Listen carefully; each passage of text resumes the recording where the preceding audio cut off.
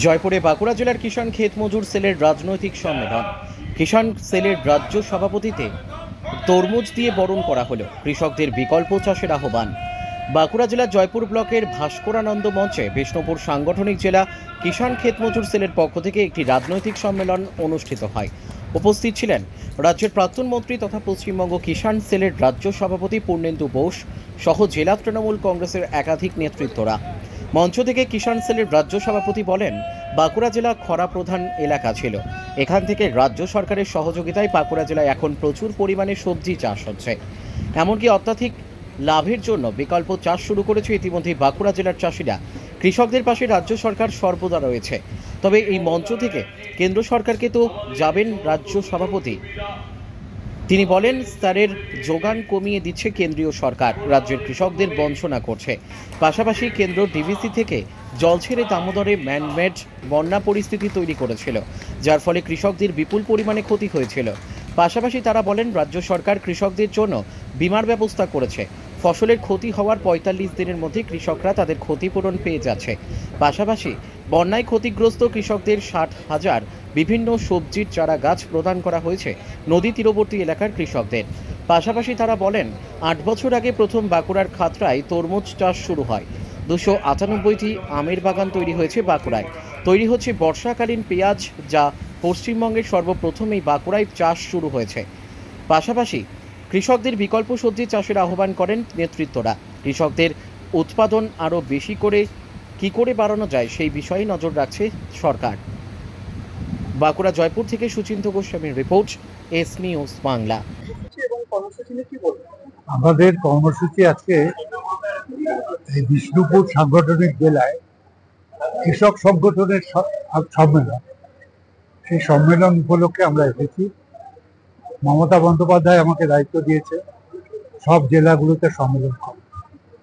২৪টা জেলায় হয়ে গেছে, এটা 25তম জেলা। এখানে আমাদের যে উদ্দেশ্য এবং উদ্দেশ্য হচ্ছে একটাই, সেটা হচ্ছে যে কেন্দ্রীয় সরকার কৃষিক্ষেত্রে তার যে ব্যর্থতা সেটাকে তুলে ধরা এবং আমাদের রাজ্যের যে কৃষি ব্যবস্থা এবং মমতা বন্দ্যোপাধ্যায় যা যা করেছে কৃষকদের সম্পর্কে, কৃষকদের নিয়ে, সেই সমস্ত প্রকল্পগুলিকে তুলে ধরা, সেগুলো যাতে গ্রামে গ্রামে প্রচারটা ছড়িয়ে যায়, এইটা হচ্ছে আমাদের উদ্দেশ্য।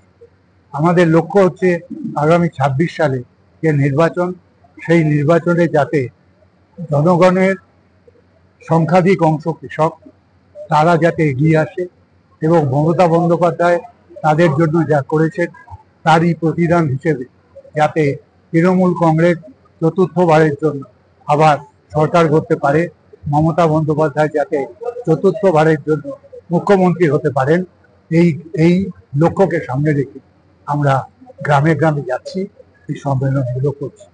এখানে আমাদের দলের সমস্ত নেতারা উপস্থিত আছেন, তারা সহযোগিতা করছেন সব জায়গায় এবং তাতে আমি নিজে খুব আপ্লুত।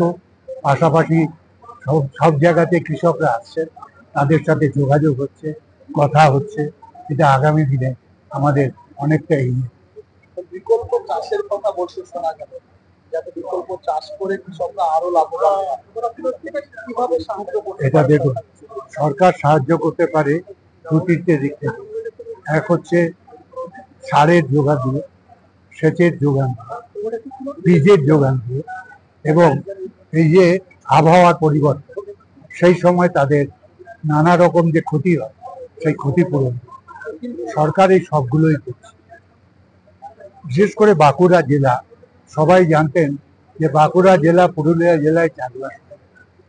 তো আমরা ঘুরে ঘুরে যখন দেখলাম যে বাঁকুড়া জেলার মাটি কীরকম, সেখানে কী ধরনের চাষবাস হতে পারে, আস্তে আস্তে সেখানে আমরা দেখছি যে সেখানে আম ফলছে, সেখানে নাশপাতি ফলছে, জাম ফলছে এবং আরো বহু ধরনের, আম তো আছে, ড্রাগন ফ্রুট হচ্ছে।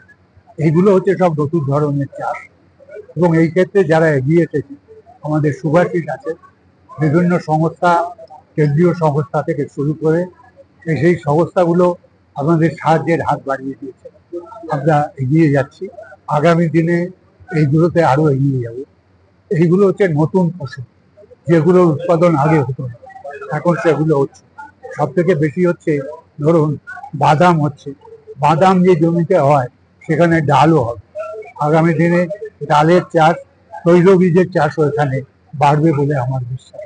তাহলে এগুলো হচ্ছে যে চাষ হতো না সেই চাষ এখানে আবার হবে, এটাই হচ্ছে আমরা চাইছি, এবং তার ফলে কৃষকরা সত্যি উপকৃত হবে। কেন্দ্র সরকারকে তোপ দাঁড়িয়ে দেখা গেল বিভিন্ন ভাবে কৃষকদের বঞ্চিত করা হচ্ছে, সার বিভিন্ন ডিমান্ড, কি বলবেন এই বিষয়টা? এ বিষয়ে দেখুন, একটাই কথা বলবো, আমাদের দেশে রাসায়নিক সারের কারখানাগুলো উঠে যাচ্ছে। নতুন নতুন রাসায়নিক সারের কারখানা, সেগুলো তৈরি করছে কে? আদানি আর আম্বানি।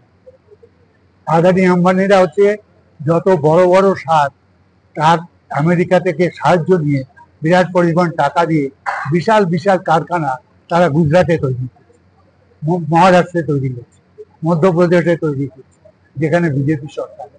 পশ্চিমবাংলায় এতগুলো সারের কারখানা ছিল, সবগুলো উঠে গেল, একটা পয়সাও এখানকার সারের কারখানা তৈরি করার জন্য যায় না। তাহলে আমরা এখানে সার তৈরি করতে পারি না। কৃষকদের তো ক্ষতি হচ্ছে। কৃষকদের ব্যাপক ক্ষতি হচ্ছে, তার কারণ তাদের যা চাহিদা সেই অনুযায়ীও সার দিচ্ছে না, তার থেকে অনেক কম দিচ্ছে, তার জন্য কালোবাজারি। এটাও আমরা বন্ধ করতে চাই, যে সার দাও, তোমরা যদি সার না দাও তাহলে আমাদের হাতে ক্ষমতা দাও, যে আমরা বড় কারখানা তৈরি করে আমরাই সার তৈরি করি। এটা কি ভাবা হচ্ছে? রাজ্য সরকার ভাবছে, প্রস্তাব দিয়েছে। আমরা চাই গ্রামে গ্রামে কৃষকরা নিজেদের সার তৈরি করতে, নিজেদের সার যদি তারা তৈরি করতে পারে, কারো উপর তাদের নির্ভর করতে হবে। অনেক জেলার কিষাণ ক্ষেত মজুর সেলের সম্মেলন ছিল ভাস্করানন্দ মঞ্চে। এটা মূলত জেলার প্রোগ্রামটা জয়পুর ব্লকে হয়েছিল। সেখানে প্রাক্তন মন্ত্রী এবং রাজ্য কিষাণ ক্ষেত মজুর সেলের সভাপতি আমাদের পূর্ণেন্দু বসু তিনি এসেছিলেন, জেলার নেতারা সমস্ত উপস্থিত ছিল। কৃষকদেরকে সংগঠিত করার ক্ষেত্রে আমরা রাজনৈতিক সম্মেলন করলাম। কৌশিক বটব্যাল, জয়পুর ব্লক তৃণমূল কংগ্রেসের সভাপতি। কতুলপুরে সর্বপ্রথম এমআরআই পরিষেবা যুক্ত 110 বেডের মাল্টি স্পেশালিটি হসপিটাল হলো মেডিকেয়ার জেনারেল হসপিটাল। স্বাস্থ্যসাথী মান্যতাপ্রাপ্ত এই হসপিটালে রয়েছে AC, non AC cabin, modern OT, ICCU, NICU, micro surgery, dialysis বিভাগ, ব্রেন ও spine surgery, cancer surgery, lift সহ নানান পরিষেবা। এছাড়াও রয়েছে সিটি স্ক্যান পরিষেবা যুক্ত নিজস্ব ডায়াগনস্টিক সেন্টার, ডক্টর চেম্বার্স, ওষুধের দোকান সহ 24 ঘন্টা অ্যাম্বুলেন্স পরিষেবা। 24 ঘন্টা অ্যাক্সিডেন্ট এমার্জেন্সি, রোগীর সুচিকিৎসা, সুপরিষেবা এবং সুস্বাস্থ্যই হল আমাদের মূল লক্ষ্য। ঠিকানা সরিষাদিঘি, কতুলপুর, বাঁকুড়া। যোগাযোগ নম্বর 9434216662 অথবা যোগাযোগ করুন 9732212924 এই নম্বরে।